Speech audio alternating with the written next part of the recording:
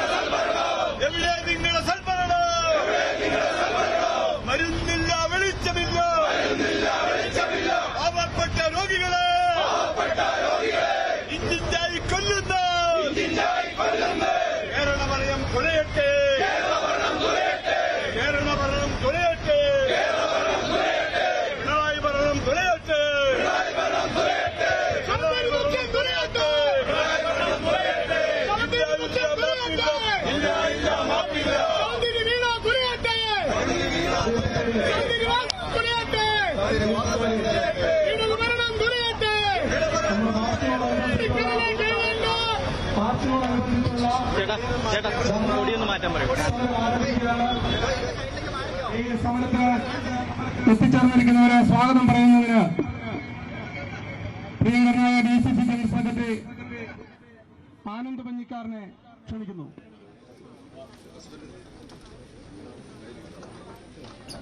വലിയ പ്രതിഷേധം കോട്ടയം മെഡിക്കൽ കോളേജിൽ കോൺഗ്രസിന്റെ നേതൃത്വത്തിൽ നടക്കുന്നു. അതേസമയം ബിന്ദുവിന്റെ വീട്ടിലേക്ക് നിരവധി ആളുകളാണ് അന്ത്യോപചാരം അർപ്പിക്കുന്നതിന് വേണ്ടി എത്തുന്നത്. രാഷ്ട്രീയ രംഗത്തെ നിരവധി ആളുകൾ എത്തുന്നുണ്ട്. വലിയ വിമർശനമാണ് സർക്കാരിന് നേരെ ഉയരുന്നത്. അനാസ്ഥയിൽ ഒരു ജീവൻ പൊലിഞ്ഞു എന്ന് തന്നെ എല്ലാവരും ഒരേ സ്വരത്തിൽ പറയുന്നു. ആ കുടുംബത്തെ ആശ്വസിപ്പിക്കുന്നതിന് വേണ്ടി അടക്കം നിരവധി ആളുകൾ ഇപ്പോൾ എത്തുന്നുണ്ട് ബിന്ദുവിൻ്റെ കുടുംബത്തിലേക്ക്.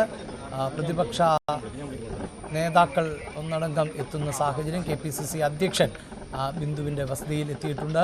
ഇപ്പോൾ വിശദാംശങ്ങളുമായി ഡാനി ആണ് ചേരുന്നത്. ഡാനി, നേരത്തെ ചാണ്ടി ഉമ്മൻ ഉൾപ്പെടെയുള്ളവർ എത്തിയത് നമ്മൾ ദൃശ്യങ്ങളിൽ കണ്ടതാണ്. ഒപ്പം കൂടുതൽ ആളുകൾ അവിടേക്ക് എത്തുന്നുണ്ട്. ഒപ്പം ഈ പ്രദേശവാസികളുടെയൊക്കെ ഒരു വലിയ നിര, വലിയ ആൾക്കൂട്ടം നമുക്കവിടെ കാണാനും സാധിക്കുന്നുണ്ടല്ലോ. എന്താണ് വിവരങ്ങൾ?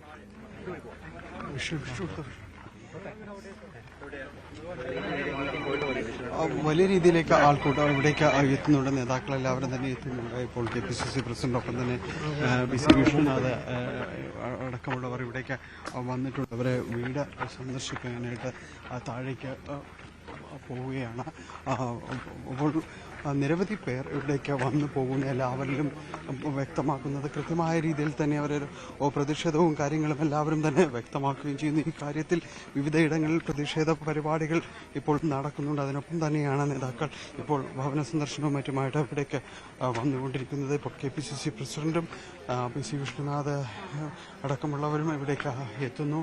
നേരത്തെ മുകളിൽ ബിന്ദുവിനെ ആദരാഞ്ജലികൾ അർപ്പിച്ച ശേഷം ഇപ്പോൾ താഴേക്ക് ഇവിടേക്ക് അദ്ദേഹം കടന്നു വരുന്നു. അവിടെ വീട് സന്ദർശിക്കുന്നു. അതിനുശേഷം അദ്ദേഹവുമായി ബന്ധപ്പെട്ടുകൊണ്ടുള്ള പ്രതികരണങ്ങളും കാര്യങ്ങളും ഉണ്ടാകുമെന്നാണ് നമ്മൾ പ്രതീക്ഷിക്കുകയും ചെയ്യുന്നത്. ഇതുപോലെ നിരവധി നേതാക്കൾ ഇപ്പോൾ അവിടെ വന്നു പോവുകയാണ്, സന്ദർശിക്കുകയാണ്. അതായത് അത്തരം കാര്യങ്ങളിലുള്ള ഒരു പ്രതികരണങ്ങൾ വൈകാതെ ലഭ്യമാകുമെന്ന് പ്രതീക്ഷിക്കുന്നു.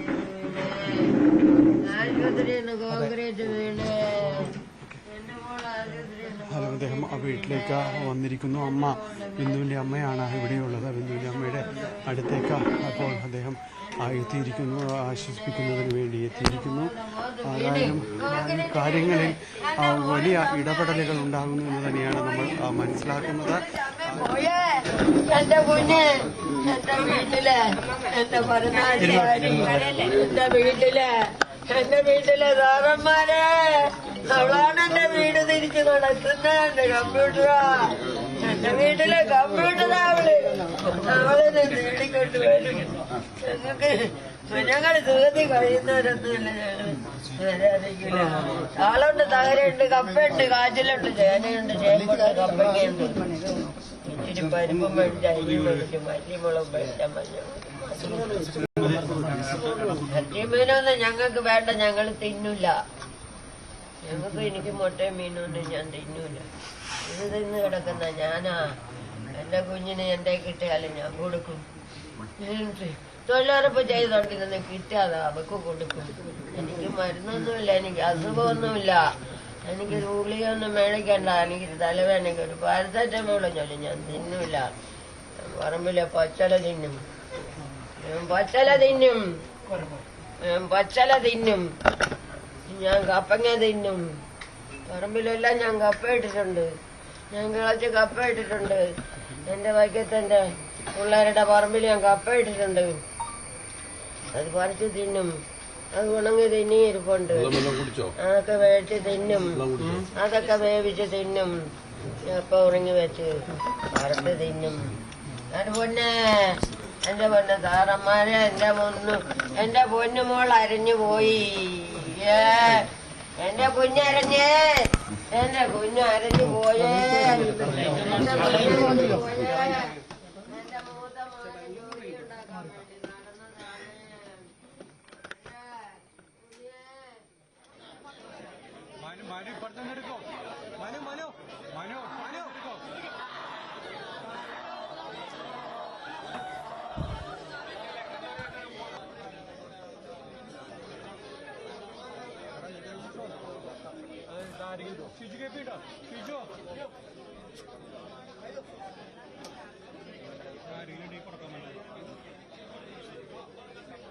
കോട്ടയം മെഡിക്കൽ കോളേജിലുണ്ടായ അപകടത്തിൽ മരണപ്പെട്ട ബിന്ദുവിൻ്റെ വീട്ടിലേക്ക് നിരവധി ആളുകളാണ് എത്തിക്കൊണ്ടിരിക്കുന്നത്.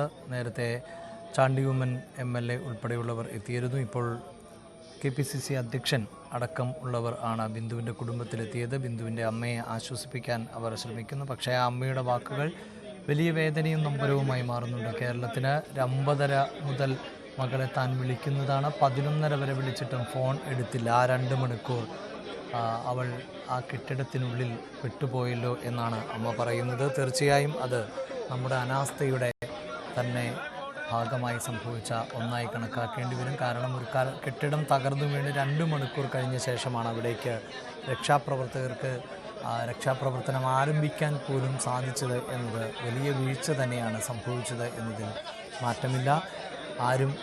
ആരും അപകടത്തിൽപ്പെട്ടിട്ടില്ല എന്ന മന്ത്രിയുടെ തുടക്കത്തിലെ പ്രതികരണം അടക്കമാണ് ആ രക്ഷാപ്രവർത്തനങ്ങൾ വൈകാൻ കാരണം എന്നതാണ് പ്രതിപക്ഷ രാഷ്ട്രീയ പാർട്ടികൾ ഉന്നയിക്കുന്ന പ്രധാനപ്പെട്ട വിമർശനം. എന്തുതന്നെയായാലും ഒരു കുടുംബത്തിൻ്റെ പ്രധാന ആശ്രയം ഇല്ലാതായിരിക്കുന്നു എന്നുള്ളതാണ്. മക്കളുടെ വിദ്യാഭ്യാസമൊക്കെ പൂർത്തിയാക്കിയ ശേഷം അവർ ജോലിയിൽ പ്രവേശിച്ച് ആ കുടുംബം തിരികെ കയറുന്ന ഒരു ഘട്ടത്തിൽ ആയിരുന്നു. അതുവരെയും ആ അമ്മയുടെ കഷ്ടപ്പാടാണ് അവരെ മുന്നോട്ട് നയിച്ചിരുന്നത് എന്നതാണ് അവരുടെ പ്രതികരണങ്ങളിൽ നിന്ന് നമുക്ക് മനസ്സിലാക്കാൻ സാധിക്കുന്നത്. എല്ലാവരും ഒരേ സ്വരത്തിൽ പറയുന്നത് ആ കുടുംബത്തിൻ്റെ പ്രധാന ആശ്രയം ആയിരുന്നു ബിന്ദു എന്ന് തന്നെയാണ്. ആ ബിന്ദുവാണ് മരണപ്പെട്ടത് എന്നത് ആ കുടുംബത്തിന് ഉൾക്കൊള്ളാൻ ഇപ്പോഴും പറ്റാത്ത ഒന്നായി മാറിയിരിക്കുന്നു. വലിയ വേദനയോടുകൂടിയാണ് കുടുംബം യാത്രയയപ്പ് നൽകുന്നത്.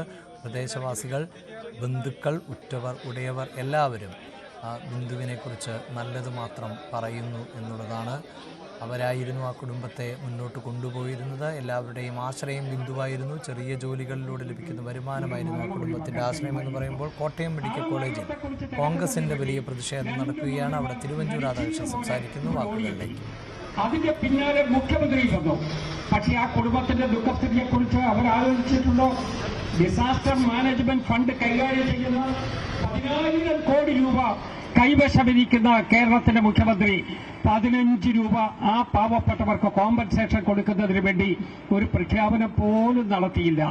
അദ്ദേഹം വന്നു, കണ്ടു, സ്ഥലം വിട്ടു, മറ്റൊരു നടപടിയും എടുത്തില്ല.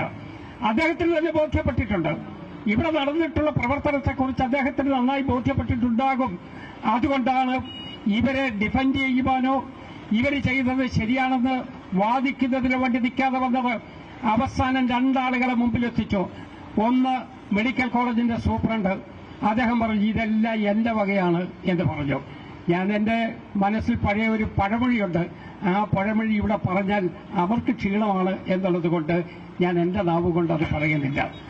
അതോടൊപ്പം തന്നെ നമ്മുടെ ഈ മെഡിക്കൽ കോളേജിലെ പ്രിൻസിപ്പൽ പാവം അദ്ദേഹത്തെ കൊണ്ട് പറയിപ്പിച്ചു ഞങ്ങളുടെ കുറ്റമാണ് എന്ന് പറഞ്ഞു. ഞാൻ ചോദിക്കുന്നു, പിന്നെ ഈ മന്ത്രിമാരുടെ പണി എന്താ? അവരല്ലേ ഈ വകുപ്പ് അധ്യക്ഷന്മാർ? അവരല്ലേ ഈ കാര്യങ്ങൾ നോക്കേണ്ടത്?